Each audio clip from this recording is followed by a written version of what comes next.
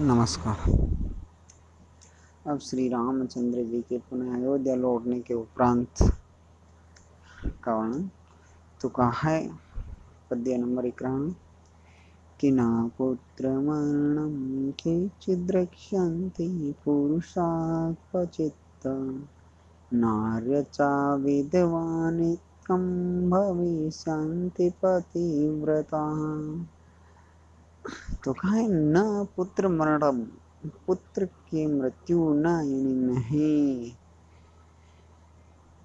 न पुत्र मरणम पुत्र की मृत्यु न यानी नहीं, केचित यानी कोई भी, दृश्यन्ति यानी देखेंगे, पुरुषा यानी पुरुष या मनुष्य, क्वचित यानी कहीं भी।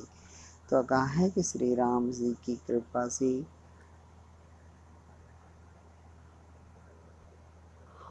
श्री राम जी की कृपा से क्वचित यानी कहीं पर भी, पुरुषा यानी पुरुष, पुत्र मरणम न दृश्यन्ते, पुत्र की मृत्यु को नहीं देखेंगे, न आर्य च विधवा नित्यम भविष्यन्ति पतिव्रता।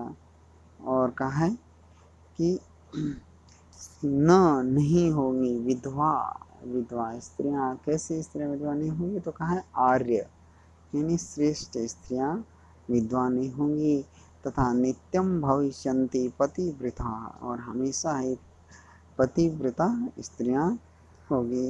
अर्थात श्री रामचंद्र जी के आशीर्वाद से क्वचित यानी कहीं पर भी, केचिद पुरुषा पुत्र मरणम न दृश्यन्ति, कोई भी पुरुष पुत्र मृत्यु को नहीं देखेंगे, और न आर्य च अविद्वा नित्यम भविष्यन्ति पतिव्रता, और न ही आर्य यानी श्रेष्ठ स्त्रियां विधवा होगी, नित्य यानी हमेशा, पतिव्रता भविष्यन्ति यानी पतिव्रता होगी, स्त्रियां हमेशा पतिव्रता होगी।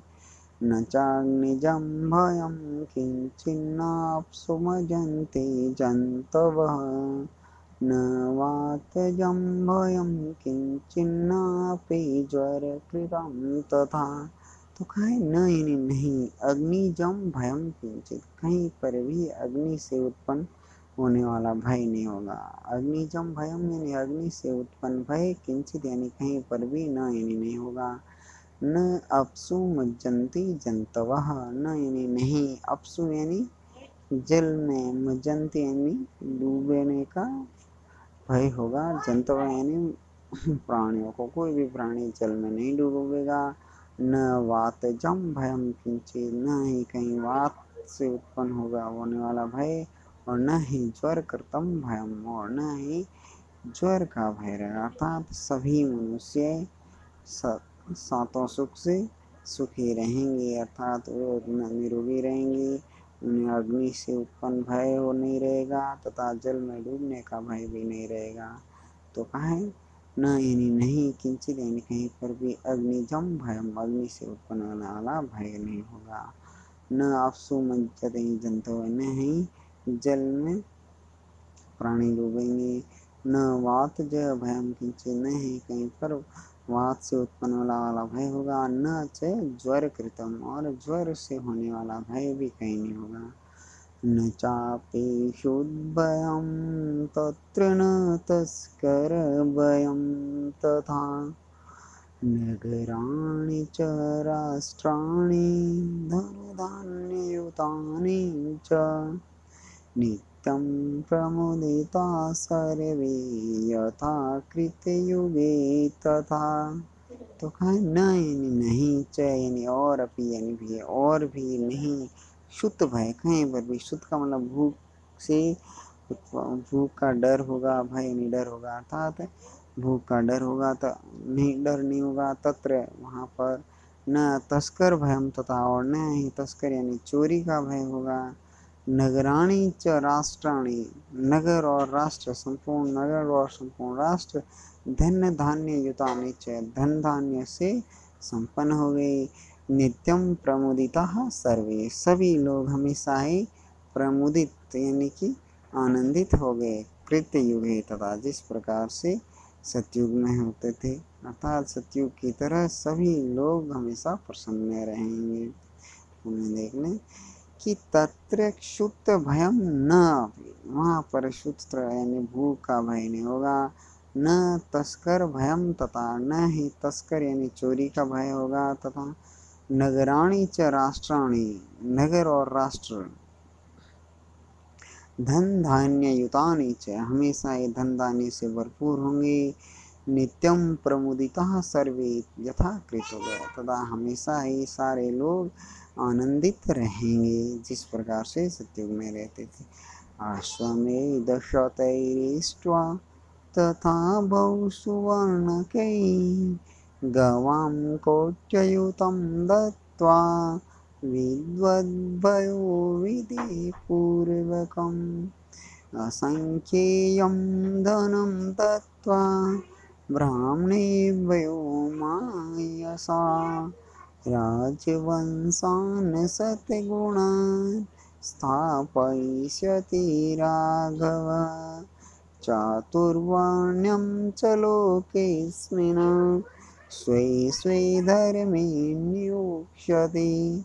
तो कहा है कि श्री रामचंद्र अश्वमेध सतैरिष्ट्वा, 100 अश्वमेध यज्ञों को इष्टवैन यज्ञ करके तथा बहु सुवर्ण के अत्यधिक स्वर्ण दान वाले 100 अश्वमेध यज्ञ करके गवा कोटि युतम दत्वा, करोड़ों कोटि युतम करोड़ों गवाम यानी गायों को दत्वा यानी दे करके विद्वद्भ्यो विधि पूर्वक, विद्वानों को विधि पूर्वक करोड़ों गायें दे करके असंख्ययम धनम दत्वा ब्राह्मणेभ्यो मायसा, महायशशाली ब्राह्मणों को असंख्य धन दे करके तथा राजवंशान सतगुणान स्थापयिष्यति राघव, और राघव श्री रामचंद्र है जो सतगुणान राजवंशान 100 गुणा सैकड़ों गुणा राजवंशों को स्थापित करेंगे।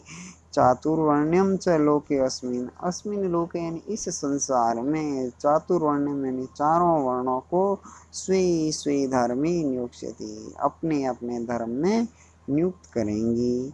उन्हें देख लें एक बार कि श्री रामचंद्र बहु सुवर्ण के अश्वमेध सतैरिष्ट्वा, अत्यधिक सुवर्ण के यानी स्वर्ण के दान के देने वाले अश्वमेध सतै सैकड़ों अश्वमेध यज्ञों के द्वारा इष्टवा यानी यज्ञ करके तथा विधि पूर्वकम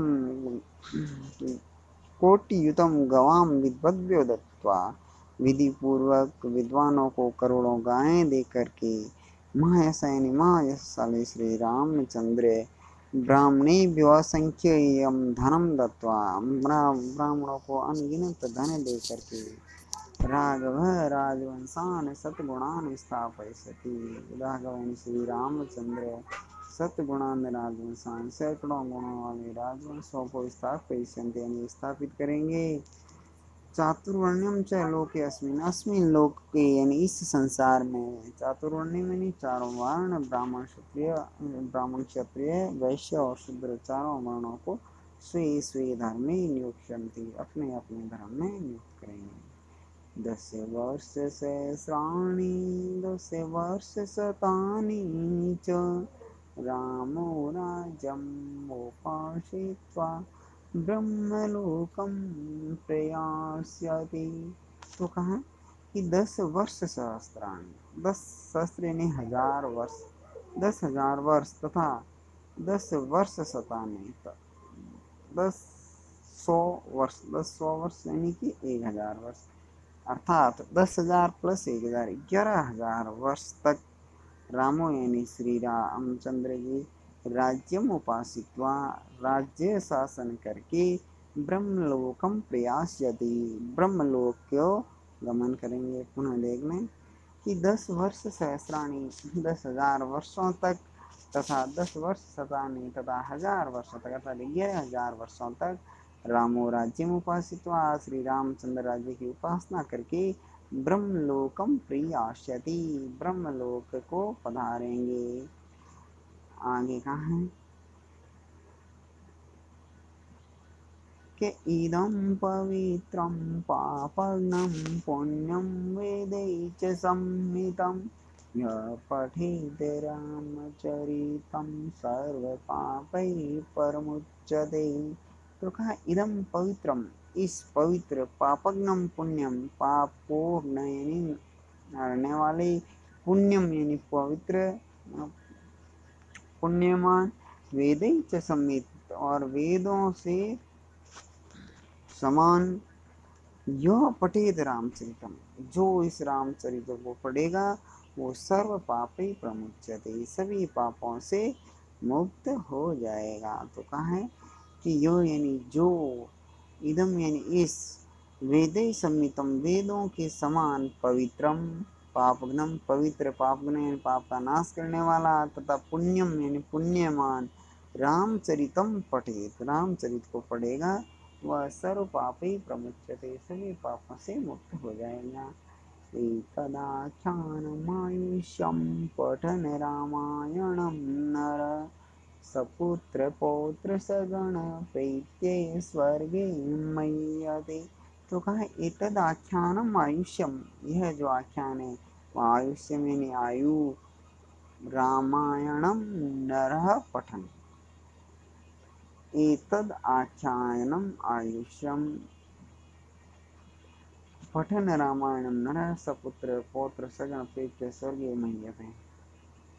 तो कहा एतद, इस रामायण में, रामायण नामक, आयुष्य में आयु बढ़ाने वाले, आख्यान यानी कि आयु बढ़ाने वाली, आख्यान यानी कथा को, पठन यानी पढ़ता हुआ, नर यानी मनुष्य, सपुत्र पौत्र अपने पुत्र और पौत्रों के साथ, सगण अपने वंश के सहित, प्रेत्य यानी मृत्यु के उपरांत, स्वर्गे मय्यते स्वर्ग लोक को प्राप्त करेगा। पठन द्विजो वागृषभत्वं यात् स्यात् क्षत्रियो भूमिपति त्वं यात् वणिकजनफल्यफलं त्वं यात् जनैर्जशूद्रो यपेम त्वं यात्। तो कहा है कि पठन द्विजो, द्विज के द्वारा पढ़ता हुए द्विज है जो, वागृषभत्वं यात्, वागृषभ तो यानी वाणी में प्रवीण, यात यानी प्राप्त होगा, वाणी में प्रवीणता को प्राप्त करेगा। शांत क्षत्रिय, और यदि वह क्षत्रिय है जो इस रामायण को पढ़ेगा वो भूमिपति त्वम्यात, वह भूमिपति अर्थात राज्य का स्वामी होगा। वणिक जन पुण्य फल त्वम्यात, और जो वैश्य है वो यदि इसको पढ़ता है तो पुण्य फल त्वम्यात यानी व्यापार के फल को प्राप्त करेगा। और जनज शूद्रोपि, और यदि कोई शूद्र है वह भी महत्वम्यात यानी बहुत मानता को प्राप्त करेगा। तो इस प्रकार से यह अपने सिलेबस में रामायण के बालकांड के प्रथम सर्ग का अध्ययन किया जाना था, जो 100 श्लोकों में इस संपूर्ण रामायण के बालकांड के प्रथम सर्ग के पहला सर्ग है जो अपना पूर्ण हुआ।